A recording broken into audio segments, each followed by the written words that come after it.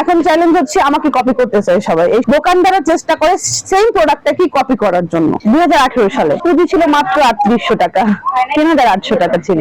বরিশাল বাজারে বিভিন্ন জায়গায় প্রায় 40-50 জন উদ্যোক্তারা আমার কাছ থেকে হোলসেল নিয়ে তারাও নিজেরা বিজনেস করতেছে। এরকম অনেক আছে। সেল 5 লাখের উপরেও হয়। ঈদের ব্যাপারটা আলাদা, তখন তো ওটা ডাবল 4 ডাবলও হয়, সেটার ব্যাপারটা পুরাই আলাদা।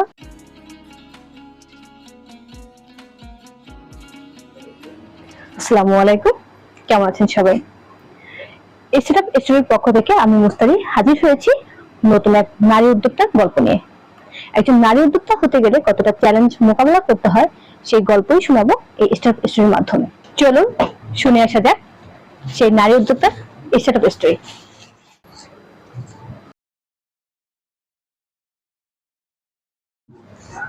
মূলত এই যে বিজনেসটা, এটা আমার কোনো পরিকল্পনা করে হয় নাই। আমি যখন মাস্টার্স কমপ্লিট করেছি, মাস্টার্স কমপ্লিট করার পর আমি যেমন এখন অনলাইন বিজনেস করি, এখন তো আমার অফলাইনও আছে, আউটলেট আছে, আগে তো ছিল না। তো আমি অনেক শপিং করতাম। তো 6টা ড্রেস দিলি যাচ্ছে পাইকারিতে দেয়, এরকম অনেক পেজ আছে যেগুলো হচ্ছে বরিশালের বাইরে ছিল। তো এখান থেকে আমি প্রথম অবস্থায় হচ্ছে এরকম মানে আমার খুব ভালো লাগছে, আমি 6টা ড্রেস অর্ডার করছি। তো অর্ডার করার পরে ওই থেকেই আমার জার্নি শুরু। তো আমার যারা ফ্রেন্ড সার্কেল ছিল, আমার রিলেটিভ ছিল, তারা বলছে যে আচ্ছা ঠিক আছে তুমি নিয়ে আসো, তো আমরাও নিব। তো ফার্স্ট আমি আমার ফেসবুক আইডি থেকে লাইভ স্টার্ট করছি। তো দেখলাম বেশ ভালো রেসপন্স। ওই 6টা ড্রেস মাত্র 3800 টাকা, ওইটা আমার শুরু। তার আগে একটা গল্প আছে, আমি একটা পেজ খুলছিলাম, তখন হচ্ছে আপনার ড্রেস না, আমি আবার হাতের কাজে পারতাম। তো আমার মেয়ের জন্য ছোট ড্রেস বানাতাম, ওটা দিয়ে মূলত আমার স্টার্ট।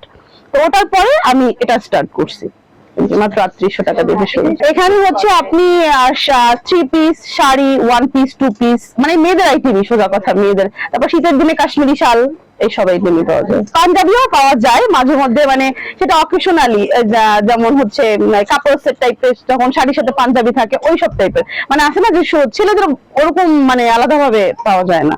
আমার মূলত বিজনেসটাই অনলাইনে স্টার্ট। অফলাইন বলতে আমার প্রথম থেকে এভাবেই ছিল, অনলাইন অফলাইন, মানে অনলাইনে লাইভ করতাম। তো লাইভ দেখি সবাই দেখতো, এখান থেকে অর্ডার করতো, আবার বাসায় এসেও নিত। আর মানে দুইটাই ছিল, অনলাইন অফলাইন দুইটাই ছিল। অনলাইনেও অর্ডার ছিল মানে বরিশালের বাহিরে, আর যারা বরিশালের ভিতরে ছিল বাসায় এসে নিত। আবার হচ্ছে অনলাইনে অর্ডার করতে, এখন তো শপে আসে, তারপরেও আপনার অনলাইনে অর্ডার যায়। আমার পার্সেল সারা বাংলাদেশে যায়। এটা আজকে থেকে না, এটা 2018-তে শুরু করছি, তো 18 থেকেই যায়। মানে বাংলাদেশের এমন কোনো প্রান্ত নাই আমি এরকম জায়গা আছে জীবনে কখনো নামও শুনিনি, সেইখানেও আমার পার্সেল গেছে। তারপরে হচ্ছে যখন আমার বিজনেস শুরু করার পরে হচ্ছে আমি 2019 থেকে আবার পাইকারি দেওয়া স্টার্ট করছি। আমি যেভাবে শুরু করেছিলাম ঠিক ওইভাবেই, মানে আমি পাইকারি দেওয়া শুরু করছি। মাত্র 6 পিস ড্রেস দিলেই পাইকারি, যেটা হচ্ছে এরকম ভাবে আনা হলো। এখনো বরিশাল বাজারে বিভিন্ন জায়গায় প্রায় 40-50 জন উদ্যোক্তারা আমার কাছ থেকে হোলসেল নিয়ে তারাও নিজেরা বিজনেস করতেছে। এরকম অনেক আছে, ঢাকা আছে, নারায়ণগঞ্জে আছে, তারপর হচ্ছে আপনার কক্সবাজার আছে, যারা রেগুলার নেই। রেগুলার না, ঢাকা থেকে আনা হয় না, দেশের বাইরে, যেমন হচ্ছে ইন্ডিয়া থেকে কিছু প্রোডাক্ট আসে, আর পাকিস্তানি গুলো মানে ওগুলো হচ্ছে আপনার শিপমেন্ট ওয়াইজ আসে, মানে আমার যাওয়া হয় না, কুরিয়ারের মাধ্যমে আনা হয়। প্রথম দিকে অনেকটা টাফ ছিল। প্রথম দিকে তো মানে আমি তো কখনো ভাবিনি যে এই পর্যন্ত আসতে পারবো। ঠিক আছে, তখন ছোট পরিসরে শুরু করছিলাম। প্রথমে অনেকটা আমার কথা শুনতে হয়েছে, সারাদিন মোবাইল নিয়ে থাকি। তো মানে এই কথাটাই আমার বেশি শুনতে হয়েছে, কারণ আমার বিজনেসটা হচ্ছে মোবাইল, অনলাইন মানে মোবাইল, ফেসবুক। এটা ছাড়া তো এই যে আমার এই যে কাঠপট্টি গলির ভিতরে দোকান, এই বড় বড় সামনে বড় বড় অনেক বড় বড় শপ আছে, তারপরও মানুষ আমার কাছে আসে ওই মোবাইলটা দেখেই আসে। তো ওই মোবাইলটা তো আমাদের টাইম দিতে হবে। তো ওইটাই তো আমার হাজবেন্ডের সাথে মাঝে মধ্যে হতো যে তুমি সারাদিন মোবাইল নিয়ে থাকো, তো মোবাইল নিয়ে তোমার থাকতেই হবে না। নতুন তো সবসময় অলওয়েজ, জয়বুটিক্স মানে এটা সবাই জানে নতুনত্ব, ঠিক আছে, অলওয়েজ সবসময় নতুন কালেকশন আসে। তো আমাদের সর্বনিম্ন যে প্রাইজের প্রোডাক্ট ওটা হচ্ছে 550 টাকা, তাও আমরা কালার গ্যারান্টি সহকারে দিচ্ছি কাস্টমারদের। মানে আমার কাস্টমার গুলো এরকমই হয় যে রিপিট কাস্টমার, একবার ড্রেস নিলে তারা দ্বিতীয়বার আসবে। সর্বনিম্ন হচ্ছে আমাদের 550 টাকা থেকে স্টার্ট, তারপর 10,000 টাকা পর্যন্ত আছে। এভাবেই আমি প্রোডাক্টের কোয়ালিটিটা আসলে দিয়ে থাকি। মান্থলি আপনার 5 লাখ টাকা এরকম সেল, এটা সেল, এটার প্রফিটটাও সেই ব্যাপারটা আলাদা।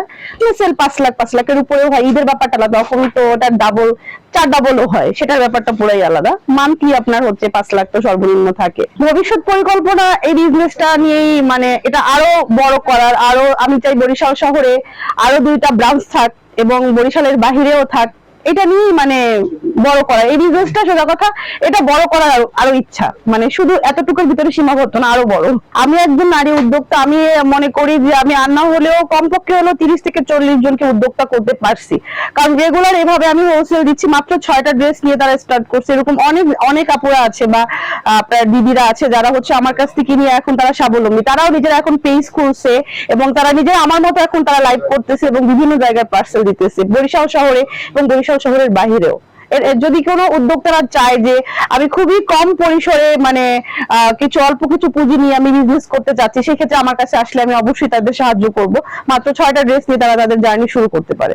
আসলে অনেক চ্যালেঞ্জ হচ্ছে এই করতে হয়েছে, যেমন হচ্ছে আমি যখন প্রথম স্টার্ট করেছিলাম অনেক ছোট ভাবে, তখন আমি যখন লাইভ করতাম, যেহেতু আমার এটা পুরাটাই একটা অনলাইন শপ বা অনলাইন পেজ বলেন, তখন আমার লাইভ দেখে অনেকেই হাসতো, মানে তারা খুব ভালো ভালো পজিশনে ছিল, আমি সেরকম ভালো পজিশনে তখন ছিলাম না, কিন্তু এখন তারাই আমার অনেক সুনাম করে। আর এটার জন্য আমাকে অনেক সাফার করতেছি। যখন যেমন আমার হচ্ছে অনলাইন পেজ ছিল, তো আমার লাইভ হচ্ছে মানুষ দেখে অর্ডার যখন করতো, তো আমি বরিশালে যখন বরিশাল বসে যেহেতু আমার বিজনেসটা, কিন্তু আমার পার্সেলটা যেত হচ্ছে বরিশালের বাহিরে ঢাকার মতো জায়গায়, তখন হচ্ছে তারা ট্রাস্ট করতে যাইতো না যে ঢাকা বসে তারা বরিশালের প্রোডাক্ট নিবে, এটা একটা ব্যাপার ছিল। তারপর ডেলিভারি চার্জ নিয়ে একটা ব্যাপার ছিল, যেমন ডেলিভারি চার্জটা অ্যাডভান্স করতে হয়, এটা তাদের ট্রাস্ট করাইতে আমাদের অনেক কষ্ট হয়েছে, মানে এই ব্যাপারটা নিয়ে। তারপর প্রোডাক্টের কোয়ালিটি কেমন হবে, কিন্তু ভগবানের ইচ্ছায় যারাই আমার প্রথম কাস্টমার হয়েছে তারা এখন পর্যন্ত আমার কাস্টমার আছে।